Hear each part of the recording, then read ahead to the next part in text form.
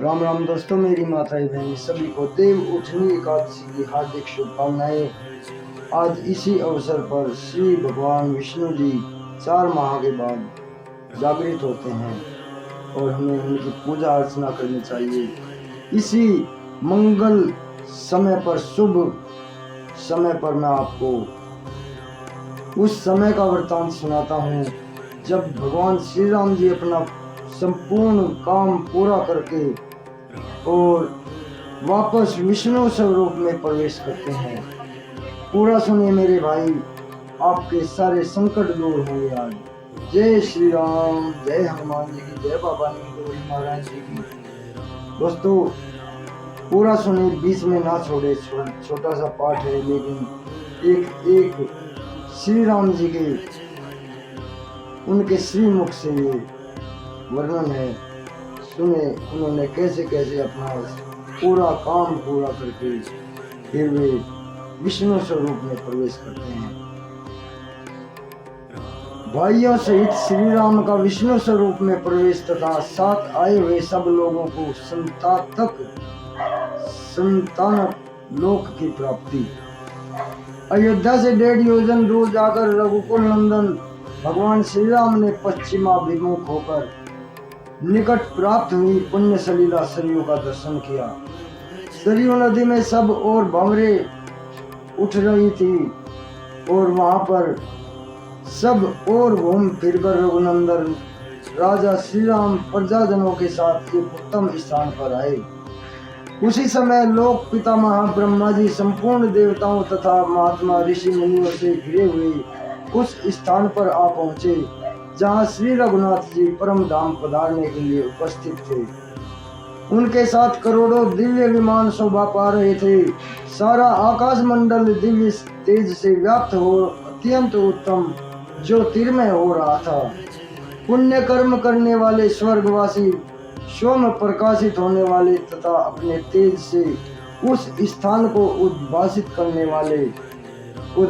कर रहे थे। परम पवित्र सुगंधित एवं सुखदायिनी हवा चलने लगी। देवताओं द्वारा गिराई गई राशि राशि दिव्य पुष्पों की भारी वर्षा होने लगी। उस समय सैकड़ों प्रकार के बाजे बजने लगे और गंधर्वों तथा अप्सराओं से वहां का स्थान भर गया।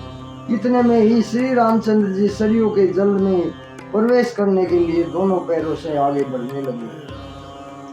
तब ब्रह्मा जी आकाश से ही बोले, श्री विष्णु स्वरूप रघुनंदन, आइए, आपका कल्याण हो। हमारा बड़ा सौभाग्य है जो आप अपने परम धाम को पधार रहे हैं। महाभावो, आप देवतुल्य तेजस्वी भाइयों के साथ अपने स्वरूप में लोक में प्रवेश करें। आप जिस स्वरूप में प्रवेश करना चाहें अपने उसी स्वरूप में प्रवेश करें। महातेजस्वी परमेश्वर, आपकी इच्छा हो तो आप चतुर्भुज विष्णु रूप में ही प्रवेश करें अथवा अपने सनातन आकाश में अव्यक्त ब्रह्म रूप में ही विराजमान हो। देव, आप ही संपूर्ण लोकों के आश्रय हैं। आप ही पुरातन पत्नी योग माया हरादिनी शक्ति स्वरूपा जो विशाल लोचना सीता देवी हैं, उनको छोड़कर दूसरे कोई आप यथार्थ रूप से नहीं जानते। कोई आपको यथार्थ रूप से नहीं जानते हैं। कोई आप अचिंत्य अविनाशी तथा जरा आदि अवस्थाओं से रहित परम ब्रह्म हैं। आप मातेजस्वी राघवेंद्र हैं। आप जिसमें चाहें अपने उसी स्वरूप में प्रवेश करें। पितामह ब्रह्मा जी का यह वृतांत सुनकर परम बुद्धिमान श्री रघुनाथ जी ने कुछ निश्चय करके भाइयों के साथ शरीर सहित अपने वैष्णव तेज में प्रवेश किया। फिर तो इंद्र और अग्नि आदि सब देवता, साध्य तथा मरुदगण भी विष्णु स्वरूप में स्थित हुए भगवान श्री राम की पूजा स्तुति करने लगे। तदनंतर जो दिव्य ऋषि, गंधर्व, अप्सरा, गरुड़, नाग, यक्ष, दैत्य, दानव और राक्षस थे, वे भी भगवान का गुणगान करने लगे। वे बोले, प्रभु, यहाँ आपके पदार्पण करने से देवलोकवासियों का यह सारा समुदाय सफल मनोरथ होने के कारण हष्ट-पुष्ट एवं आनंद मग्न हो गया है। सबके पाप ताप नष्ट हो गए हैं प्रभु आपको हमारा सतत साधुवाद है, ऐसा उन देवताओं ने कहा। तत्पश्चात विष्णु रूप में विराजमान महातेजस्वी श्री राम ब्रह्मा जी से बोले, उत्तम व्रत का पालन करने वाले पितामह, इस संपूर्ण जन समुदाय को भी आप उत्तम लोक प्रदान करें। ये सब लोग स्नेहवश मेरे पीछे आए हैं। ये सब के सब यशस्वी और मेरे भक्त हैं। इन्होंने मेरे लिए अपने लौकिक सुखों को परित्याग किया था, अतः ये सर्वथा मेरे अनुग्रह के पात्र हैं। भगवान विष्णु का यह वचन सुनकर लोक गुरु भगवान ब्रह्मा जी बोले, भगवान आप यहाँ आए हुए ये सब लोग संतानक नामक लोकों में जाएंगे। पशु पक्षियों की योनि में पड़े हुए जीवों में भी जो कोई आपका ही भक्ति भाव से चिंतन करता हुआ प्राणों को त्याग करता हो, वह भी संतानक लोक में ही निवास करेगा। और यह संतानक लोक ब्रह्म लोक के ही निकट है, साकेत धाम का ही अंग है। वह ब्रह्मा के सत्य संकल्पवत आदि सभी उत्तम गुणों से युक्त है। उसी में ये आपके भक्तजन निवास करेंगे। जिन वानरों और ऋषियों की देवताओं से उत्पत्ति हुई थी, वे अपनी अपनी योनि में ही मिल जाएं, और जिन जिन देवताओं से प्रकट हुए थे उन्हीं में प्रविष्ट हो जाएं। सुग्रीव ने सूर्य मंडल में प्रवेश किया, इसी प्रकार अन्य वानर भी सब देवताओं के देखते देखते अपने अपने पिता के स्वरूप में प्राप्त हो गए। देवेश्वर ब्रह्मा जी ने जब संतानक लोकों की प्राप्ति की घोषणा की, तब सरयू के वो प्रतारक घाट पर आए हुए उन सब लोगों ने आनंद के आंसू बहाते हुए सरयू के जल में डुबकी लगाई।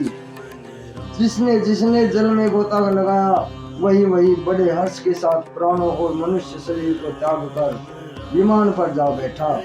पशु पक्षी की योनि में पड़े हुए सैकड़ों प्राणी सरयू के जल में गोता लगाकर तेजस्वी शरीर धारण कर दिव्य लोक में जा पहुंचे।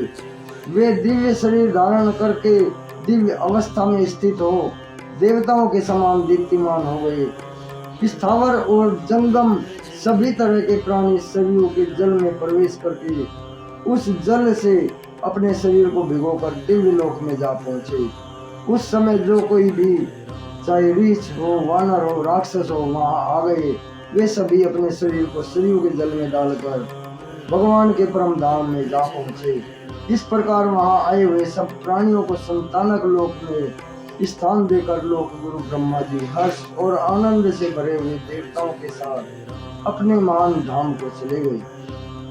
इस प्रकार श्री वाल्मीकि निर्मित आस रामायण आदि काव्य के उत्तरकांड में 110वां सर्ग पूर्ण हुआ। जय श्री राम।